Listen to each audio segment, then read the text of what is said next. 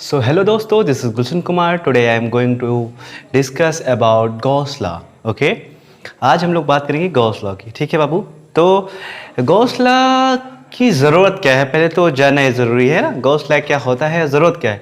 देखिए पहले तो इसकी ज़रूरत बताते हैं, फिर क्या होता है ये भी बताते हैं. ठीक है, देखिए बाबू, गॉस लॉ का जो बेसिक यूज़ है वो है कि किसी कॉन्टिन्यूस चार्ज सोर्स की वजह से इलेक्ट्रिक फील्ड का वैल्यू फाइंड करने के लिए हम क्या करते हैं, गॉस लॉ का यूज़ करते हैं. कॉन्टिन्यूस का मतलब क्या हो, जैसे अगर हमारा क्या हो, एक समान रूप से आवेशित है ना, एक समान रूप से आवेशित क्या हो, एक कंडक्टर हो, क्या हो, एक क्या हो, चार्ज, क्या हो, एक वायर हो, क्या हो, चार्ज.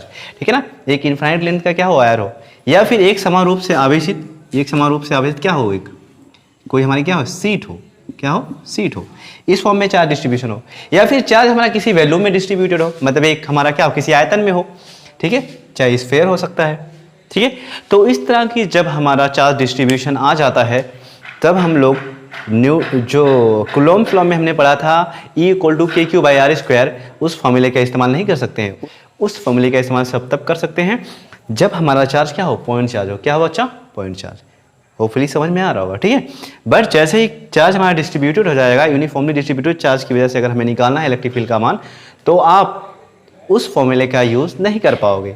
ठीक है, तो फिर किसका यूज़ करेंगे सर, तो यूज़ करेंगे हम लोग किसका, गॉस लॉ का. किसका बाबू, गॉस लॉ का.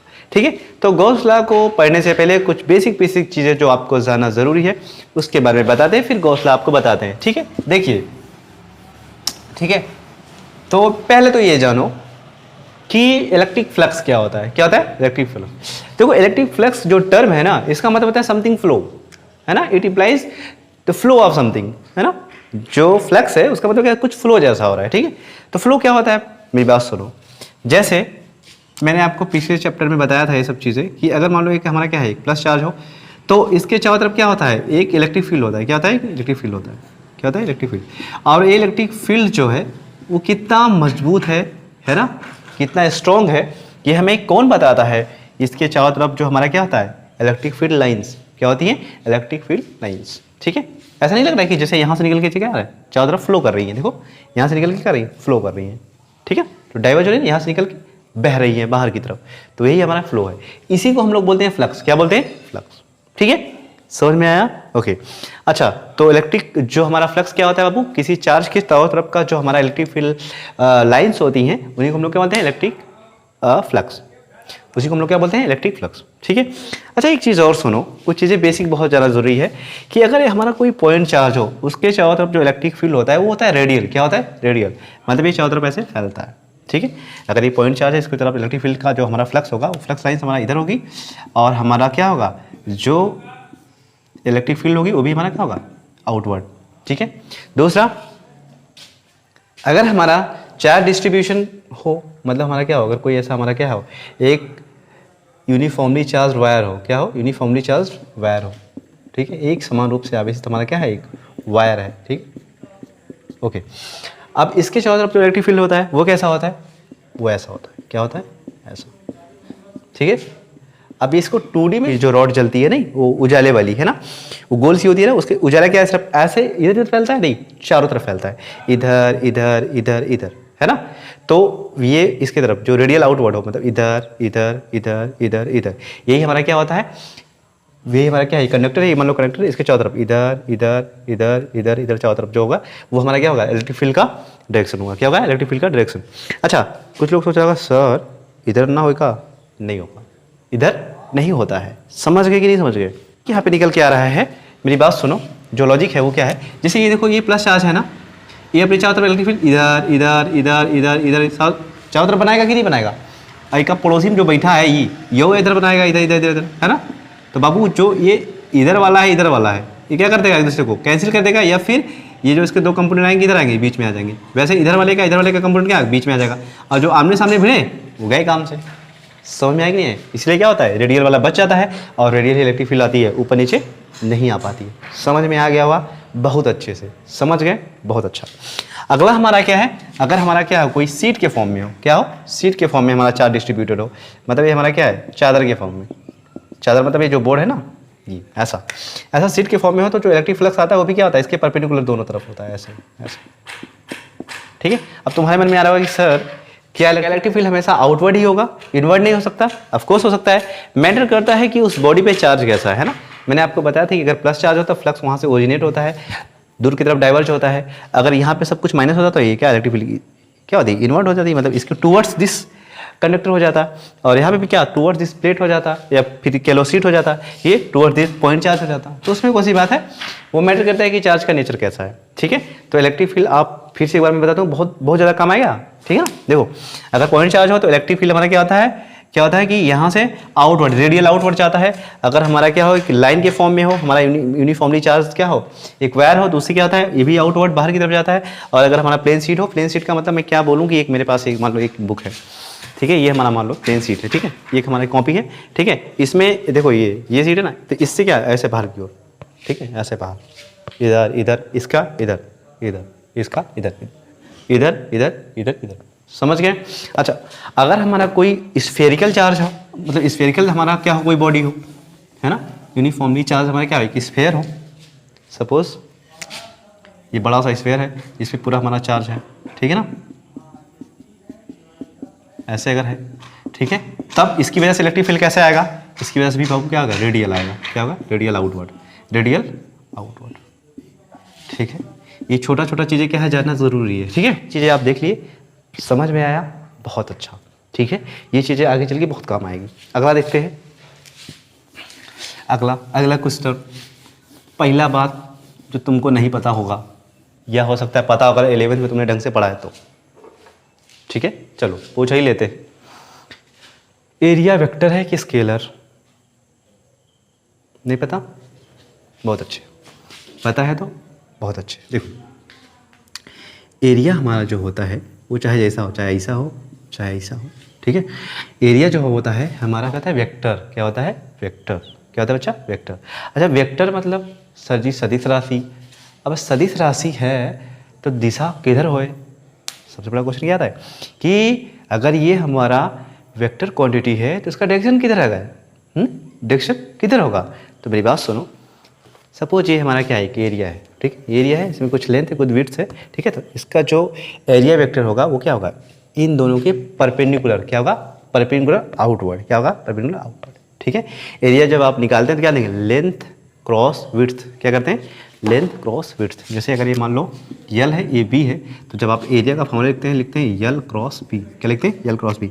और क्रॉस अगर आपको आता है तो अच्छी बात है, नहीं आता है तो ये देखो दाएं हाथ का हथेली का नियम देखो, यहीं से आपको क्या है, आराम से मिल जाएगा। ठीक है, डायरेक्शन निकालना, यल क्रॉस बी है ना, देखो ये हमारा फिंगर्स है ना, इसको यल की दिशा में रखो और बी की तरफ मोड़ दो, यल से बी, यल क्रॉस बी का मतलब यल क्रॉस बी, यल क्रॉस बी, यल से हम क्या बी की तरफ आना, यल क्रॉस बी। तो अंगूठा जिधर जा रहा है क्या हो रहा है, ये जो अंगूठा हमारा जिधर है वही हमारा क्या है, एरिया वेक्टर की दिशा, वही क्या है, एरिया वेक्टर की दिशा। ठीक है, अच्छा, अब कुछ लोग सोच रहा होगा कि सर ये भी हमारा बी है, ये हमारा यल है, अब हम क्या करेंगे, यहाँ से यल और बी लेंगे, यहाँ से यल और बी, अब किधर आएगा, इधर। ठीक है, चलो दोनों तरफ हो गया। अभी कुछ और खोतापाती आप में से होगा जो सोच रहा होगा नहीं मानेंगे, हम बी क्रॉस एल करेंगे, क्या करेंगे, बी क्रॉस एल करेंगे। कर ले भाई, बी क्रॉस एल कर ले। तो ये हमारा बी है, ये क्रॉस एल, मैंने बोला कि जिधर करना है उधर पहले उंगली कर लो, बी क्रॉस एल। अब उल्टा उंगली मत घुमा देना है ना, कोई ऐसे तोड़ दे ऐसे, नहीं ये नहीं करना है भैया, ऐसे ही करना है, बी क्रॉस एल। तो यहाँ से बी क्रॉस एल करोगे, किधर है, अंदर की तरफ। ओहो, अभी तक तो बाहर बता रहा था, अभी अंदर बता दिया है ना। अरे ये क्या करते, यल क्रॉस बी इधर, यल क्रॉस बी इधर, अभी तुमने बी क्रॉस करा तो क्या हो गया, बी क्रॉस से घुस गया अंदर। ये क्या हुआ, लग रहा है कि यहाँ पे एक बार बाहर बता रहा है एक बार अंदर बता रहा है, तो कौन सा लेंगे मेरे भाई, दोनों सही है। क्या है, दोनों सही है।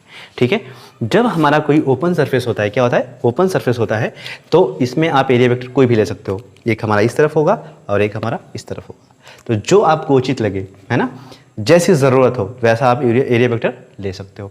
एरिया वेक्टर हमेशा याद रखो, जो प्लेन एरिया है उस प्लेन एरिया के बिल्कुल परपेंडिकुलर आउटवर्ड होता है, क्या होता है, आउटवर्ड। ठीक है, तो इधर लेना चाहो या फिर इधर आउटवर्ड, दोनों हमारा क्या है, सही है। समझ गए? ओपन मतलब क्या है, खुला हुआ है, ये बंद नहीं है, ये क्या है, खुला है। ठीक है, बंद का मतलब क्या होता है, बंद का मतलब ये देखो, ये जो बॉटल है ना, इसमें भी एरिया है ना, देखो ये सब क्या है, एरिया है ना, बट ये क्या है, क्लोज है, इसमें सब क्या है, कुछ वैल्यूम है, अंदर कुछ वैल्यूम है। तो इसका एरिया वेक्टर देखो कैसे होगा, बता रहा हूँ अभी, इधर इधर इधर इधर इधर। अब तुम कहोगे इसका अंदर भी होगा, अंदर होगा मगर नहीं लेना है, क्या है, नहीं लेना है, जो बाहर वाला एरिया है वही लेना है, वही एरिया वेक्टर क्या होगा, पॉजिटिव होगा। चलो इसी बहाने कर सकते हैं। अब बात आती है क्लोज अगर हमारा सरफेस हो। क्लोज सरफेस का मतलब क्या हुआ, 3D। 3D मतलब देखो कैसे, जैसे आपके घर का जो रजाई रखने वाला बॉक्स नहीं होता है हमारे घर में, ऐसा वाला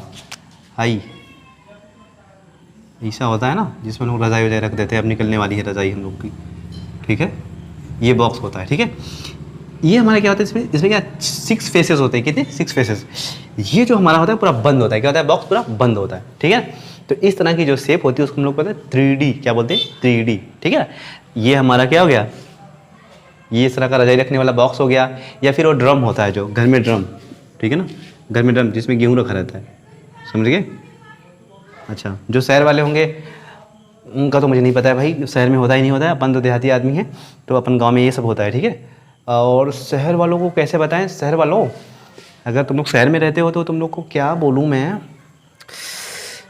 अबे ये देखो यार, ये बढ़िया है ना, ये भी ड्रम जैसा है, ठीक है। फोटो तो देख भाई गई होगे, शहर में रहते हो तो क्या से, तो इसमें भी क्या हो, बाहर की तरफ ऐसा ऐसा ऐसा ऐसा, ठीक है ना। तो इसका बाहर बाहर बाहर बताता हूँ। तो इसमें जो हमारा एरिया वेक्टर निकल के आता है वो क्या होगा, जैसे इसका देखो, इसका क्या होगा, बाहर की तरफ एक तो सर्दी अंदर वो है, अंदर वाला नहीं लेना है, क्या है, नहीं लेना है, सिर्फ बाहर वाला लेते हैं वही पॉजिटिव होता है, ठीक है ना, अंदर वाला नहीं लेना है, ठीक है। वैसे इसमें होगा, इसमें भी आउटर, इसमें भी आउटर, इसका भी आउटर, सब क्या होगा 90 डिग्री पे होगा। और इसके पीछे वाला भी एक उधर, और इसके सामने ये वाला इधर, इसके सामने ये नीचे वाला इधर, है ना। अगर मैं इसको पूरा बनाऊँ तो कहानी कुछ ऐसी हो जाएगी, 6, ठीक है, 6 फेसेस। तो 6 एरिया वेक्टर भी आ जाएंगे, 1 2 ऐसे करके सब क्या होगा 90 डिग्री पे होगा, ठीक है। और इसमें देखेंगे तो एक ये हो गया, एक ये हो गया, एक ये हो गया, एक ये हो गया, ठीक है। ये गोल वाला एक है ना, ये जो हो गया एक क्या हो गया, एक ये गोल वाला हो गया, एक ये वाला इधर और इसका इधर। मतलब कहने का जो भी है, वो जो भी आप सरफेस लो उसके परपेंडिकुलर लो। जैसे ये है, इसका परपेंडिकुलर क्या, बाहर बाहर बाहर, तभी तो 90 डिग्री बनाएगा। देखो ये ऐसे करो, तभी तो 90 डिग्री बनाना ना इससे, ये देखो 90 डिग्री, ठीक है। और इसमें क्या है, इसमें ऐसे कर 90 डिग्री बनाए, जीरो बना ले, तो ऐसे करना है, ऐसे करना है। तो समझ में आ रहा होगा होपफुली, ठीक है। तो ये हमारा कॉन्सेप्ट होता है एरिया वेक्टर का, क्या होता है, एरिया वेक्टर, ठीक है। एरिया इज वेक्टर क्वांटिटी, है ना। अगर हमारा 2D सरफेस है जिसको हम लोग ओपन बोलते हैं, तो हमारा एरिया वेक्टर किधर भी हो सकता है, ठीक है। किधर भी का मतलब कि परपेंडिकुलर, चाहे आगे लो चाहे पीछे। और अगर हमारा क्लोज है ना, 3D सरफेस है, तो हमें सिर्फ आउटवर्ड लेना है, कौन, आउटवर्ड, ठीक है। समझ गए, बहुत अच्छे। अब चलो बात करते हैं कुछ आगे, ठीक, ठीक है। अच्छा, ये तो हमने 2 से बता दिया। एक स्पेयर भी ले लेता हूँ, नहीं तो तुम लोग कहोगे हैं स्पेयर तो बता ही नहीं थे। इसका किधर होगा, इधर इधर इधर। स्पेयर मतलब क्या आता है, फुटबॉल देखे हो, पक्का देखोगे। अरे फुटबॉल नहीं देखे तो क्या देखे जीवन में भाई, ठीक है। ये फुटबॉल है ना, फुटबॉल के जो बाहर की तरफ जितना भी एरिया वेक्टर जो उसका टच करते जो एरिया, उसके एकदम पेन ऐसे मान लो ऐसे रख दिए ना, तो लंबवत जो हमारा पूरा होता है परपेंडिकुलर जो ये आता है, इसमें क्या है, एरिया वेक्टर, क्या है, एरिया वेक्टर। इसमें भी आउटवर्ड ही लेंगे, ध्यान रखें 3D शेप में हमेशा आउटवर्ड लेना है, और जो 2D होगा उसमें दोनों में से जो आपको अच्छा लगे, ठीक है। चलिए, यहाँ तक कहानी समझ में आई होगी, नहीं आई होगी तो दोबारा देखना और अच्छे से आएगी, ठीक है। बात आती है फ्लक्स की, क्या आती है, फ्लक्स। फ्लक्स क्या होता है, तो बाबुआ सुनो, फ्लक्स जहाँ से पैदा होता है वहाँ पे कोई ना कोई चार्ज रिसोर्स होता है, क्या होता है, चार्ज का रिसोर्स, मतलब चार्ज कहीं पे होगा वहीं से हमारा फ्लक्स पैदा होगा, ठीक है। अब मैटर ये करता है कि हमें चार्ज रिसोर्स से है वो मैटर नहीं करता, हमें मैटर करता है कि किसी पर्टिकुलर एरिया से कितना फ्लक्स पास कर रहा है, वो हमें फाइंड करना होता है। नहीं समझे, मतलब जैसे क्या है कि बारिश हो रही है ना, बारिश समस्त संसार में हो रही है, कहीं भी हो रही है, हमें इससे मतलब नहीं है, हमारे खेत में कितना पानी गिर रहा है इस चीज़ से हमको मतलब है, समझ गए। तो मतलब जितनी हमारी एरिया है, जितनी हमें ज़रूरत है उस क्षेत्र में हमें क्या है, कितना फ्लक्स पास करेगा वो हमें निकालना होता है, और वही हमारा क्या होता है, कैलकुलेशन होता है पूरा। देखते हैं कैसे, देखो सपोज एक समान हमारा इलेक्ट्रिक फील्ड है, क्या है, एक समान इलेक्ट्रिक फील्ड, ठीक है, एक यूनिफॉर्म इलेक्ट्रिक फील्ड है, ठीक है। एक समान इलेक्ट्रिक फील्ड को हम लोग पैरेलल लाइन से दिखाते हैं, ठीक है, नहीं पता है तो जान लो, ठीक है। इसमें तुमने क्या करा है, एक एरिया रखा है ऐसे, इसकी एरिया कितना, ए, क्या है, ये, ठीक है। और एक चीज़ और जान लो कि फ्लक्स हमारा वही काम का है जो एरिया को एकदम चीरते फाड़ते एकदम ऐसे घुसेड़ते हुए जाए, जो छूते हुए जाएगा वो किसी काम का नहीं है। समझ गए? इसको मैं एक एग्जांपल समझाता हूँ। जैसे मान लो तुम किसी कंटाप जड़ना है तो तुम उसको ऐसे मरवा तब ज़्यादा लगे कि ऐसा ही मरवाओ तब ज़्यादा लगे।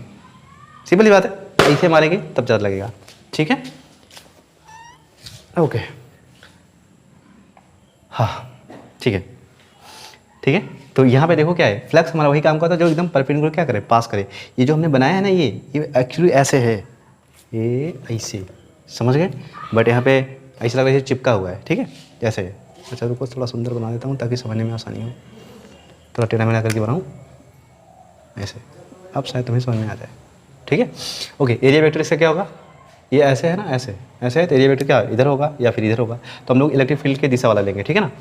तो जो हमारा फ्लक्स होता है, जिसको हम लोग इलेक्ट्रिक फ्लक्स बोले, फ्लक्स जो होता है किसी एरिया से कितना number of electric field lines pass कर रही हुई होता है हमारा क्या, फ्लक्स। तो फ्लक्स हमारा क्या है, बेसिकली एक गिनती है, number of electric field lines. समझ में आया? उसे हम लोग फाई से दिखाते हैं। किसे? फाई से, फाई से दिखाते हैं, ठीक है। तो फाई अगर यहाँ पे मैं लिखूँ तो फाई हमारा कितना है, 2 है। कितना है? 2 इसमें से लाइन क्या है, पास कर रही है, ठीक है। अच्छा, अब आगे क्या करता हूँ मैं, इलेक्ट्रिक फील्ड को क्या करता हूँ, थोड़ा सा बढ़ा देता हूँ। इलेक्ट्रिक फील्ड जब बढ़ा दोगे तो क्या आ जाएगा, जो इलेक्ट्रिक फील्ड लाइन्स है वो क्या आ जाएगी, घनी हो जाएंगी, थोड़ा पास पास हो जाएंगी। एरिया हमारा वही है, तो एरिया हम उतना बनाएंगे, ठीक है। तो ये हमारा एरिया ये है, ये हमारा इलेक्ट्रिक फील्ड क्या है, थोड़ा सा बढ़ गई। अब देखो कितनी फ्लक्स पास कर रहे हैं केस 2 में, जो फाई है कितना है, 1 2 3 4 5 6 हो गए, है ना। यानी यहाँ से एक चीज़ हमें पता चल रहा है कि जो फ्लक्स है वो क्या है, डायरेक्टली प्रोपोर्शनल होता है ई के। मतलब इलेक्ट्रिक फील्ड अगर ज़्यादा रहता है तो फ्लक्स जो किसी एरिया से पास करता है क्या होता है, ज़्यादा होता है। बुझा रहा है आराम से। अगला देखो, अगर हम ये ना करें, हम यूँ कुछ कर दें कि मैं यहाँ पे बनाऊँ कि इलेक्ट्रिक फील्ड को मैं जैसा था वैसा ही रहने देता हूँ, ठीक है। एरिया को ही बढ़ा देता हूँ, क्या करता हूँ, एरिया को ही बढ़ा देता हूँ। एरिया को अब इतना कर दिया, ई पहले जैसा था, ठीक है। अब देखो कितना है, जो फाई हमारा है कितना हो गया, 4, 1 2 3 4, चारों पास करेंगे। एरिया मैंने बढ़ा दिया तो 4 4 क्या कर रही है, इलेक्ट्रिक फील्ड, जो इलेक्ट्रिक फील्ड लाइन से पास कर रही है। तो यहाँ से एक चीज़ और पता चलता है क्या, कि जब हमने एरिया बढ़ाया तब भी फ्लक्स क्या है, बढ़ गया। जब इलेक्ट्रिक फील्ड बढ़ाया तब पर भी क्या होगा, फ्लक्स बढ़ गया। तो यानी फाई जो है वो ए के भी क्या है, डायरेक्टली प्रोपोर्शनल है। यानी एरिया बढ़ा दोगे तो भी फ्लक्स क्या हो जाएगा, बढ़ जाएगा। क्या हो जाएगा, बढ़ जाएगा। अच्छा सर जी, ठीक है यहाँ तक। अगला कहानी जो आता है वो बड़ी मज़ेदार है, ठीक है, इसको नोट कर लो, ठीक है। अगला देखो, अगला कहानी ये तो आराम से समझ में आया होगा, ठीक है। अगला कहानी क्या है, ये सब तो ठीक है। सपोज हमारा ये जो हमारा एरिया कुछ ऐसे है, ऐसे हमने रख दिया, ठीक है, ये ऐसे ऐसे, ठीक है।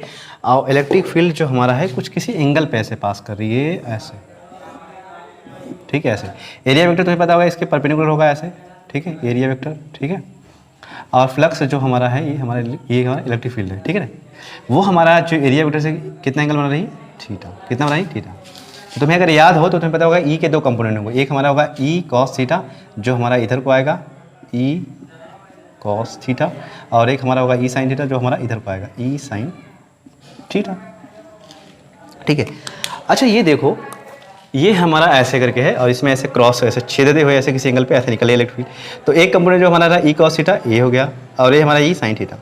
आप बताओ कौन सा फ्लक्स हमारे काम का होगा, जो ये वाला होगा या जो ये वाला होगा। मैंने भी बताया कि फ्लक्स हमारा वही काम का होता है जो इसको एकदम क्या गए, छेदते हुए पार करे, मतलब जो एकदम परपेंडिकुलर पार करे, वही हमारे काम का होता है।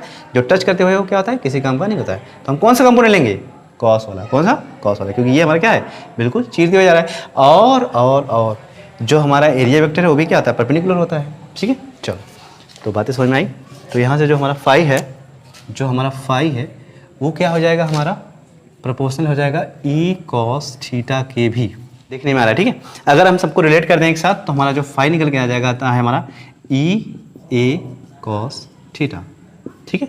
अब तुम कहोगे सर प्रोपोर्शनल लगाए थे तो के कहाँ गया, तो के का वैल्यू 1 होता है, समझ गए, हाँ ठीक है। तो के का वैल्यू 1 आ जाता है, इसलिए हमारा क्या हो जाएगा, फाई कर लो ई ए कॉस थीटा। जहाँ पे theta is the angle between area vector. Area vector मतलब क्या होता है? एरिया नहीं, एरिया वेक्टर। देखो एक चीज़ जान लो, बड़ा बड़ा कंफ्यूज हो जाते हैं बच्चे। ये एरिया है ना, ये हमारा क्या है? एरिया। इससे नहीं, एरिया वेक्टर से एंगल, मतलब इससे एंगल निकालना है थीटा। देखो ये जो थीटा है किससे है? इससे है, ना कि इस वाले से। ठीक है, समझ में आया? बहुत अच्छे। तो theta is the angle between क्या? Area vector and electric field. ठीक है, फाई हमारा क्या होता है? इसे हम लोग बोलते हैं इलेक्ट्रिक फ्लक्स, क्या बोलते हैं? या फिर कभी कभी इसको फाई ई लिखते हैं। क्या लिखते हैं? Phi E. तो इलेक्ट्रिक फ्लक्स का वैल्यू ये होता है। और यहाँ से देखो इसका यूनिट अगर निकलना चाहो तो क्या हो जाएगा? इलेक्ट्रिक फील्ड का यूनिट क्या होता है? न्यूटन पर कूलम। और इसका क्या था? Metre square. तो आ जाएगा न्यूटन मीटर स्क्वायर पर कूलम। तो न्यूटन मीटर स्क्वायर पर कूलम। सो यहाँ से आपने इलेक्ट्रिक फील्ड का देखा, जो इलेक्ट्रिक फ्लक्स का फॉर्मूला, ये हमारा एक क्या आता है? ये हमारी एक गिनती है। गिनती क्या आती है? Scalar quantity. क्या है? Scalar quantity. ठीक है, सो नेक्स्ट अगले वीडियो में मैं बताता हूँ। ठीक है, इतना एंजॉय करिए। अगला वीडियो में मैं बताता हूँ गॉस लॉ क्या होता है, और फ्लक्स के बारे में तो मैंने बता ही दिया। ठीक है, तो thanks for watching the video. मिलते हैं नेक्स्ट वीडियो में।